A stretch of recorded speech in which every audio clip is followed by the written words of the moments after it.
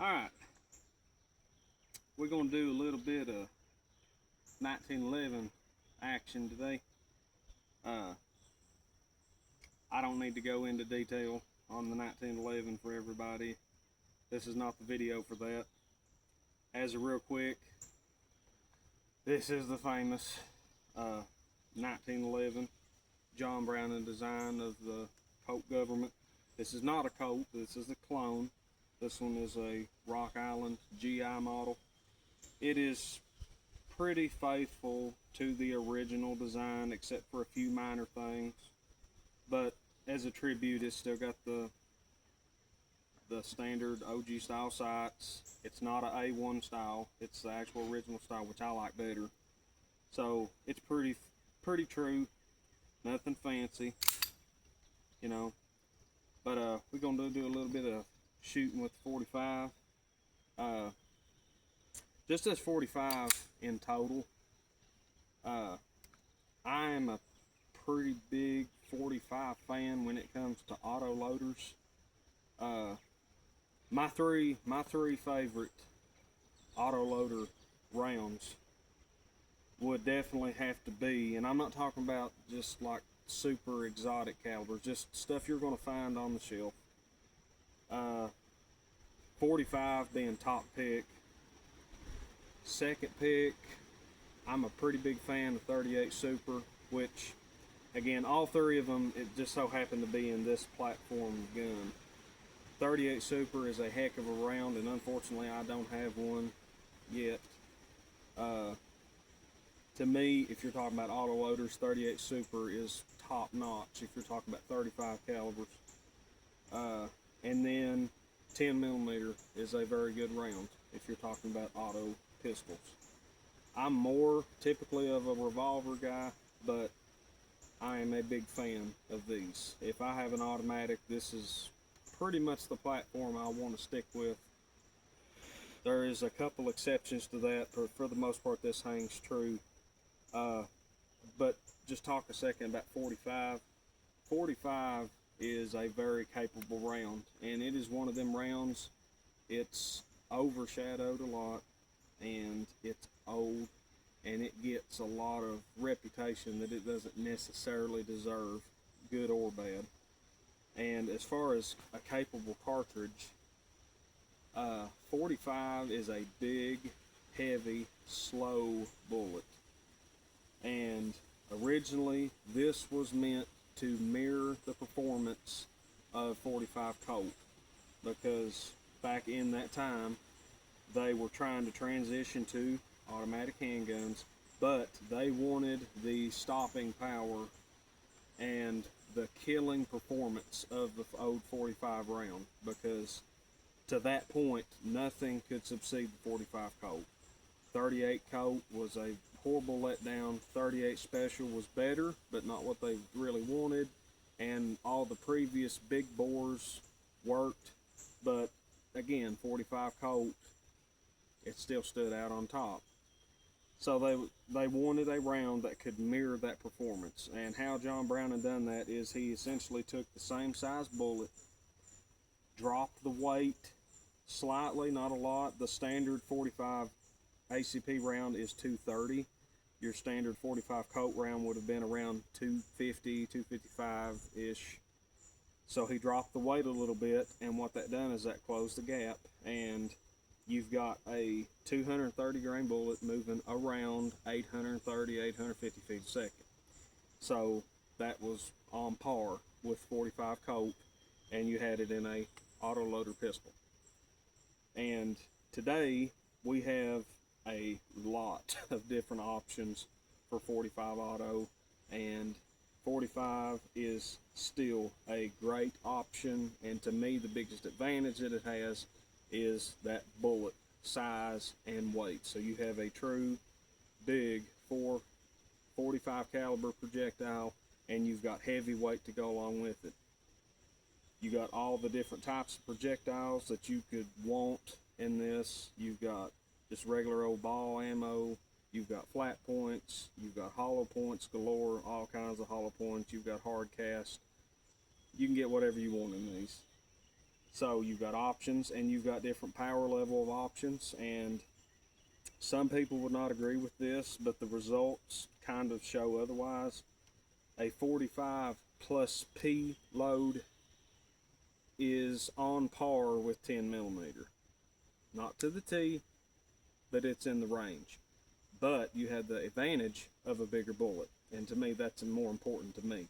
So 45 is an awesome option. My favorite load for these is probably the 185s. I really like the 185s because it's a good compromise between, you still got a heavy bullet, but it gives you just a little bit more speed. That's probably my favorite load. And again, you want to drop weight or up weight, you're going to be faster, slower. It depends on what you're wanting to do. So this gun will pretty much do anything you want to do, is my point. And I have hunted with this thing. This gun has took coyote. I shot a deer with it last year. I dropped it straight in its tracks, no problem.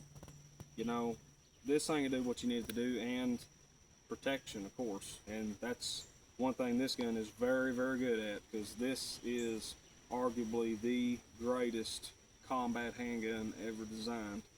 And if you had one that was made back in that generation that's still around today, if it could talk, it'd have a lot of stories. And this has been a very great defensive tool for many, many years, over a century. So we're just going to do a little bit of shooting. I've got some I've just got regular ball ammo. I've got some 230 grains. Again, just regular 230s, and we're probably, I don't know, 10 yards ish. But I'm going to do some just traditional one-hand shooting. You know, I'm not going to try to just like make the most accurate I can, because I know for a fact these are very accurate, and this is very, very accurate gun. And I have no problem, me personally, and I ain't no champion shooter, I have no problem putting hole in hole at this distance. So we're just going to do some one-handed shooting and see how we do. And we'll put like 2 mags through it. So.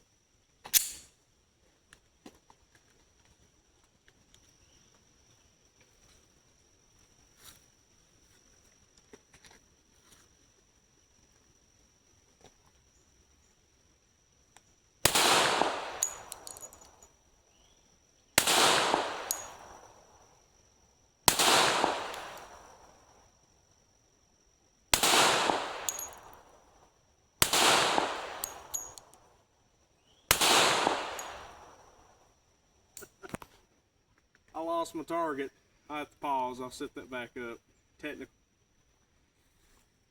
Hey guys, the target didn't want to play today, so got 2 rounds left in the mag.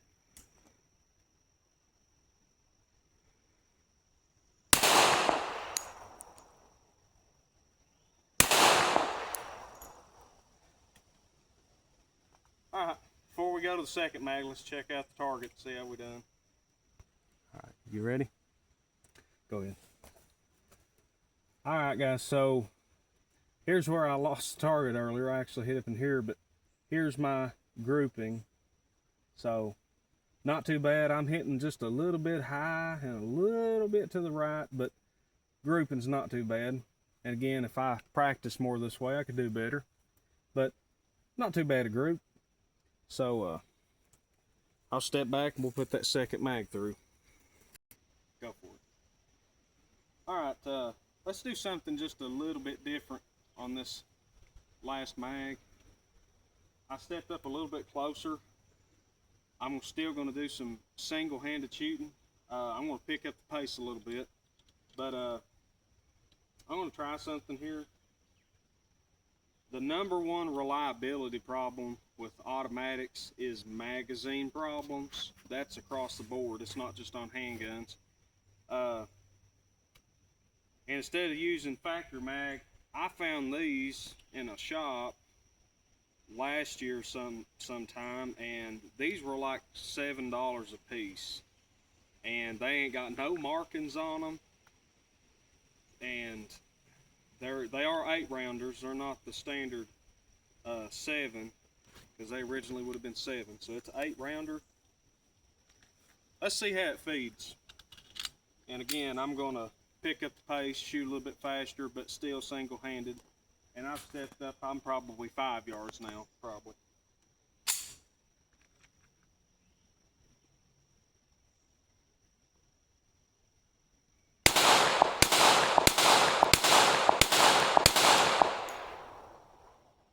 Alright, I've got a failure. Looks like she stovepiped on me. On the last round. Interesting. Huh. Okay, well, an experiment's an experiment, right? And it fed.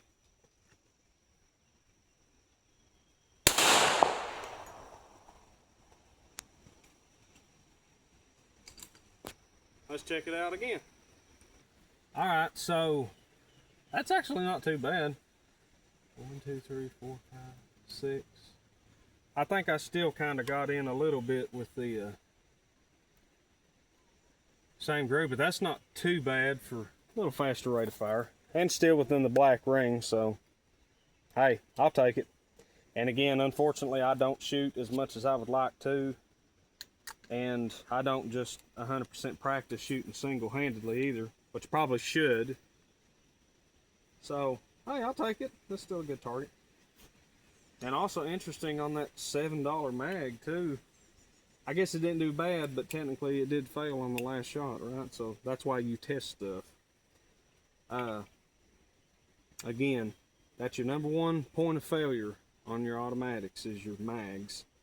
And this gun is reliable and it doesn't give me trouble.